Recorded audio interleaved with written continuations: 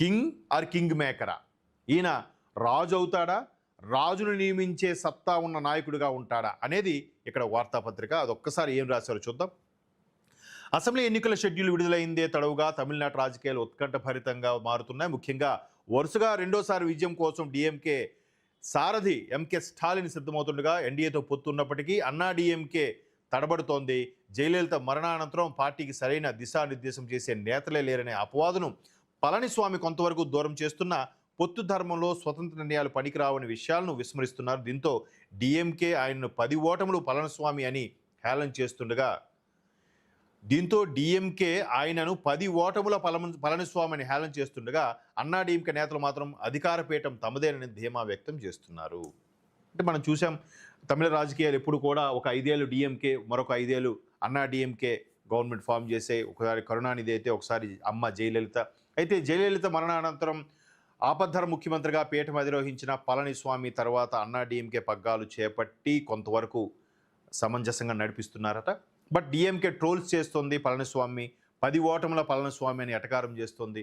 మరోవైపు శశికళ జయలలితగా అమ్మకి చేదోడు వాదోడుగా ఉన్న, చెలికెత్తుగా ఉన్న ఆమె ఒక కొత్త పార్టీ పెట్టారు అన్నాడు. బట్ ఆవిడపై చాలా విమర్శలు ఉన్నాయి, ఆవిడని ఎవరిని నమ్మే పరిస్థితిలో లేరు. మరోవైపు కెప్టెన్ విజయకాంత్ ఆయన కూడా చనిపోయారు. ఆ పార్టీ కూడా కొంత ప్రభావితం చేస్తున్నప్పటికీ, కొంత 10% షేర్ ఉన్నప్పటికీ అది ఎటువైపు మొగ్గు చూపుతుంది అనేది ప్రశ్నార్థకం. అయితే ఇక్కడ పళనిస్వామి ఒక్కరే సింగిల్ హ్యాండ్ బ్యాటింగ్ చేస్తున్నారు.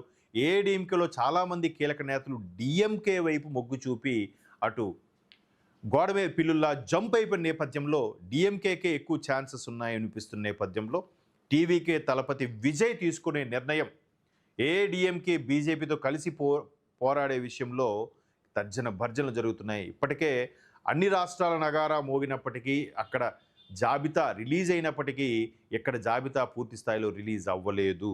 కలిసి పోటీ చేస్తాయా, విడిగా పోటీ చేసి తర్వాత కలుస్తాయా అనే దాని మీద సర్వత్రా ఉత్కంఠ నెలకొంది. చూద్దాం మరి ఏం జరుగుతుందో. అయితే ఇక్కడ తలపతి విజయ్ రాజకీయ దురంధరుడు అని కూడా ఒక ఆర్టికల్ వచ్చింది. ప్రస్తుతానికి విజయ్ మాత్రం తాను బీజేపీతో కలిసే ప్రసక్తి లేదంటున్నారు. అయితే రాజకీయాల్లో చివరి క్షణం వరకు సమీకరణాలు ఎలా మారుతాయో పసిగట్టడం కష్టమే. ఎందుకంటే రాజకీయాల్లో శాశ్వత శత్రుత్వం కానీ శాశ్వత మిత్రుత్వం కానీ ఉండదు. ఇవాళ రేపు విమర్శించుకున్న వాళ్ళు రేపు మళ్ళా కలిసి పోటీ చేసే అవకాశం ఉంది, ఒకే పార్టీలో కలిసి ఉండే అవకాశం కూడా ఉంది. అయితే అన్నా డిఎంకేకి సీట్లు సర్దుబాటు కలిసి వస్తుందా,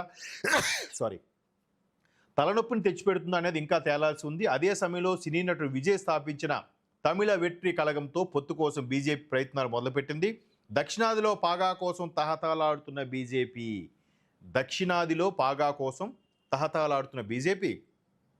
విజయ్కి పెద్దపేట వేసే అవకాశాలు లేకపోలేదు. అదే జరిగితే ఆ పరిణామం అన్నా డిఎంకేకు ప్రతికూలంగా మారే ప్రమాదము లేకపోలేదని ఆ పార్టీ నేతలు ఆందోళన వ్యక్తం చేస్తున్నారు. అంటే ఏడీఎంకే బీజేపీ మొదటి నుంచి పొత్తులోనే ఉన్నాయి, ఎన్డీఏ భాగస్వామ్య పక్షాల్లో ఉన్నాయి. జయలలిత అమ్మ ఉన్నప్పుడు ఆ పార్టీకి చెందిన కొంతమంది కేంద్ర మంత్రులుగా కూడా పనిచేశారు. ఇవన్నీ బాగున్నాయి. కానీ ఇప్పుడు కలిసి వెళ్ళేటప్పుడు ఏడీఎంకే వ్యక్తి సీఎంగా ఉండాలి, టీవీకే వ్యక్తి డిప్యూటీ సీఎంగా ఉండాలని సమీకరణాల మీదే అంత తర్జన జరుగుతుంది. ఎందుకంటే టీవీకే విజయ్కి సీఎం పదవి ఇచ్చేసి ఏడీఎంకే డిప్యూటీ సీఎంగా ఇచ్చి బీజేపీ మొత్తం చక్కెర తిప్పితే బాగుంటుందని ఒక అభిప్రాయం ఉంది.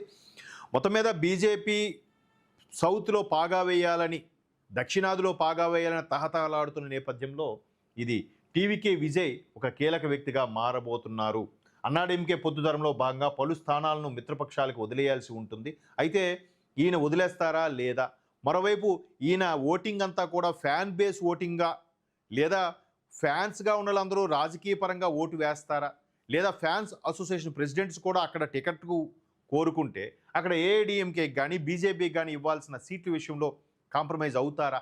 ఇదంతా కూడా ఆంధ్రప్రదేశ్ ఎన్నికల్లో 2024లో పవన్ కళ్యాణ్ గారు ఎలాగైతే పొత్తులో భాగంగా యాక్సెప్టెన్సు కొంత ఒక మెట్టు దిగి కొన్ని సీట్లు కేటాయించారో అలాగా టీవీకే విజయ్ కాంప్రమైజ్ అవుతారా, అవ్వకపోతే మనుగడకే ప్రశ్నార్థకం అనే దాని మీద సర్వత్రా చర్చనీయాంశంగా మారుతుంది. ఎక్కడికక్కడ ఎలాగైనా కాంప్రమైజ్ అయ్యి గవర్నమెంట్ ఫామ్ చేయాలని చూస్తుంది. మరోవైపు డిఎంకే కూడా సామదాన భేద దండోపాయాలతో ఎలాగైనా కైవసం చేసుకోవాలని కూడా ప్రయత్నిస్తుంది. మొత్తం మీద విజయ్ కీలకంగా మారబోతున్నారు. దీన్ని బీజేపీ ఏ స్థాయిలో చక్రం తిప్పిపోతుందనే దాని మీద కూడా సర్వత్రా చర్చనీయాంశంగా మారుతుంది. మొత్తం మీద ఈ రాజకీయాలు ఈసారి వెస్ట్ బెంగాల్ కానీ తమిళనాడు రాజకీయాలు కానీ పూర్తిగా అంటే ఎలా ఉండబోతున్నాయనే దాని మీద ఉత్కంఠ అయితే నెలకొంది. ఇంకొక నెల రోజులు ఓపిక పడితే ఆ ఉత్కంఠకు నెల రోజులు అవసరం లేదు, మరొక వారం 10 రోజుల్లో అభ్యర్థుల జాబితా రిలీజ్ అయిన తర్వాత పొత్తులపైన క్లారిటీ వస్తుంది. నెక్స్ట్ రాబోయే గవర్నమెంట్ కూడా క్లారిటీ వచ్చే అవకాశం ఉంది. అయితే మరోవైపు ఫేమస్ కేకే సర్వే కూడా విజయ్కి అవకాశాలు లేవు, స్టాలిన్కే మళ్ళీ అవకాశాలు ఉన్నాయని చెప్తుంది. ఎందుకంటే కేకే సర్వే ఆంధ్రప్రదేశ్ విషయంలో వాస్తవం నిజమైంది, కానీ మహారాష్ట్ర మిగతా రాష్ట్రాల్లో జరిగిన కొన్ని సర్వేల్లో అంత పూర్తి స్థాయిలో సక్సెస్ అయితే కాలేదు. సో ఈ నేపథ్యంలో కేకే సర్వే మీద కూడా పలు అనుమానాలకు తావిస్తోంది. చూద్దాం మరి తలపతి విజయ్ ఇదే చిరుమందహాసంతో ముఖ్యమంత్రి పీఠం మీదకి వెళ్తారా లేదా ప్రతిపక్ష హోదాలో ఉంటారనేది మనకి ఒక నెల రోజులు ఓపికపడితే మొత్తం క్లారిటీ వస్తుంది. సో ఇది ఇవాల్టి ఏటీ పల్స్లో ప్రధాన వార్తలు. మరిన్ని వార్తలతో రేపటి ఏటీ పల్స్లో మళ్ళీ కలుద్దాం. ఈ నెల 29వ తేదీ ఆదివారం మన రిఫ్లెక్షన్ ఛానల్ ద్వారా మనం నిర్వహిస్తున్న 4వ కాంక్లేవ్, అలాగే వరుసగా 3వ సనాతన కాంక్లేవ్ను మనం జరుపుకోబోతున్నాం. గత 2 సంవత్సరాలుగా మనం నిర్వహించిన కాంక్లేవ్స్ ఏ స్థాయిలో జరిగాయో మీ అందరికీ తెలుసు. అద్భుతమైన వక్తలు, వివిధ అంశాల మీద లోతైన చర్చలు, వీటన్నిటిని మించి సనాతన అవార్డ్స్ పేరుతో క్షేత్ర స్థాయిలో నిశ్శబ్దంగా ధర్మం కోసం పనిచేస్తున్న వీరులను మనం గౌరవించుకున్నాం. ఇంకా వైభవంగా ఈ కార్యక్రమాన్ని మనం నిర్వహించుకోబోతున్నాం. మనం చేస్తున్న ఈ భారీ కార్యక్రమాలకు ఖచ్చితంగా ఆర్థిక వనరుల అవసరం ఉంటుంది. గత 3 కాంక్లేవ్స్ కూడా ఎన్నో కష్ట నష్టాలకు వచ్చి మనం చేసుకున్నాం. ఒక జాతీయవాద ఛానల్కు యాడ్స్ ఇవ్వడానికి కూడా ఈరోజు కార్పొరేట్ సంస్థల దగ్గర నుంచి చిన్న వార్త అందరూ వెనకాడుతున్నారు. ఈసారి సనాతన కాంక్లేవ్ విజయవంతం కావడానికి మీ సహకారం కోరుతున్నారు. ఇది కేవలం ఒక ప్రోగ్రామ్స్ కోసం ఇచ్చే డబ్బు కాదు, ఇది ధర్మ యుద్ధానికి మీరు ఇచ్చే మద్దతుగా మేము చూసుకుంటాం.